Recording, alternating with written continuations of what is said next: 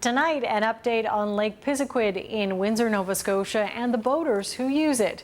The lake is once again full of water after being dry for several weeks. The CBC's Anjuli Patil just returned from Windsor. She joins us now in Halifax. So what's happening, Anjuli? Well, Amy, people have been waiting months to get back out on the lake, and tonight they were out in full force.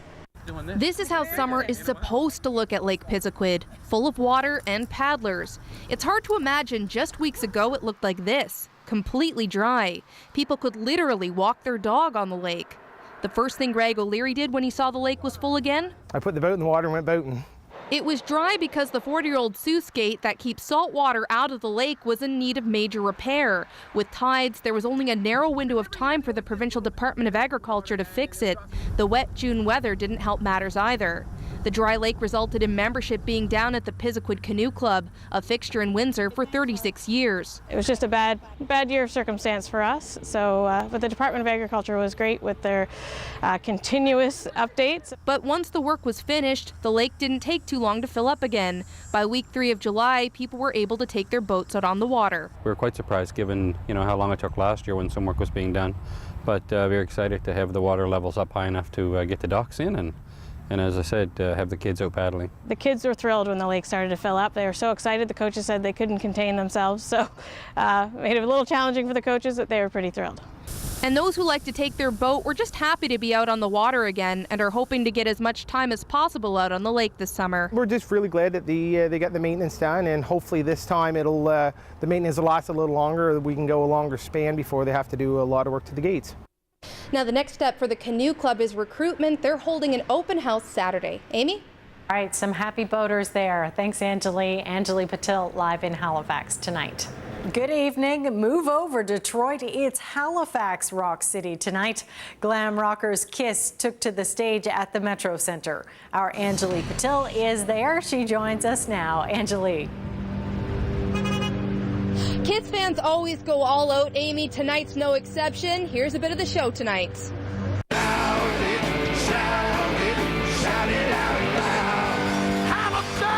And that they did tonight at the Halifax Metro Center. Fans have been waiting since February for this show. Outside the venue, there was a lot of excitement.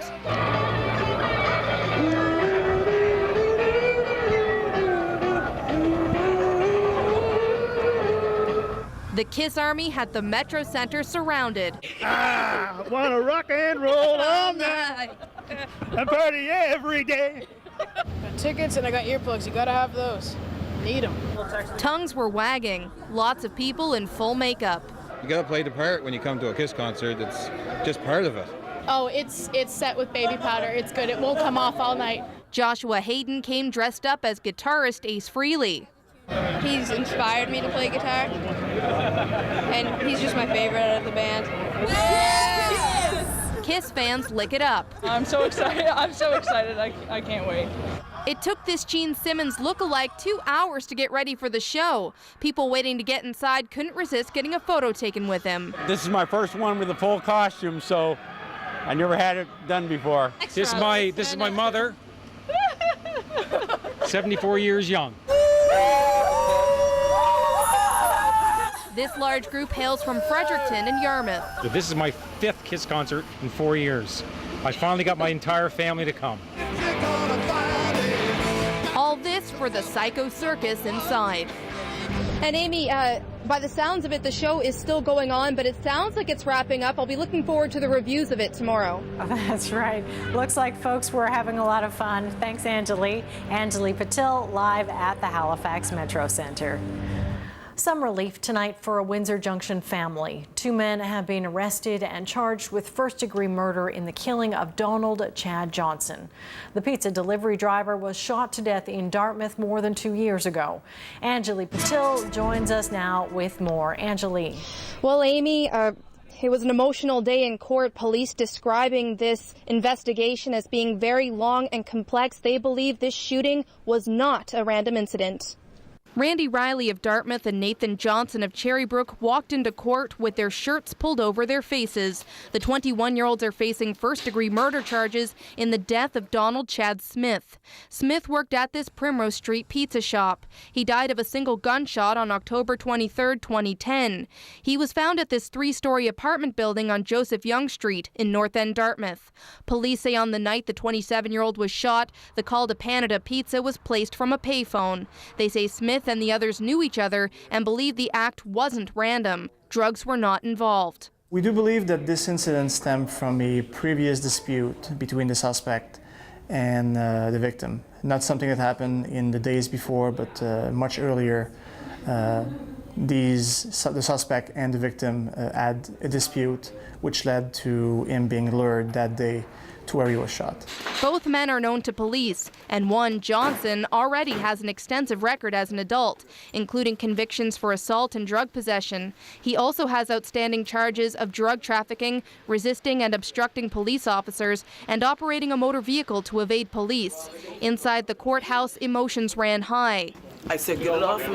Get it off. Get it off me. Hey, lady. I said, get it off me. A tough day for the families and friends of all parties involved.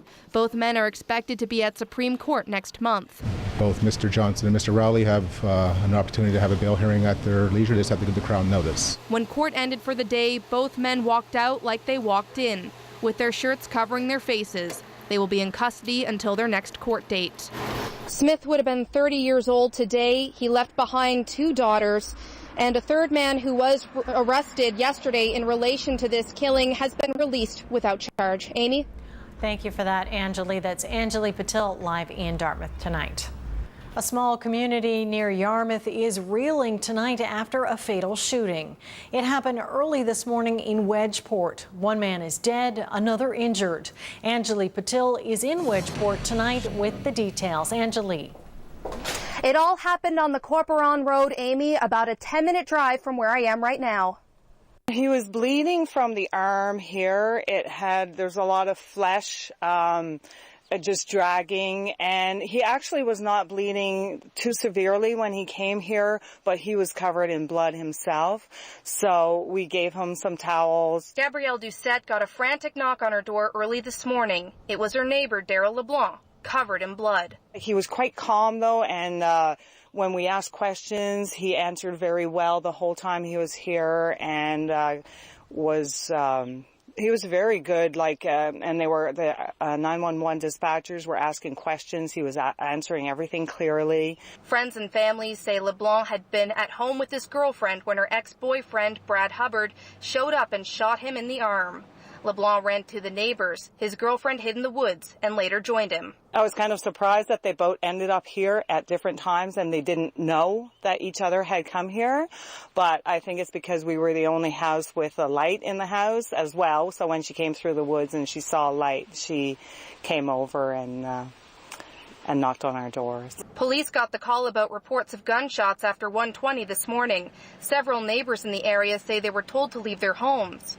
Brad Hubbard's body was found inside LeBlanc's home.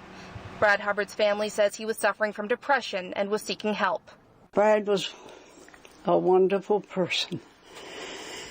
He always helped everybody around here and everybody liked him.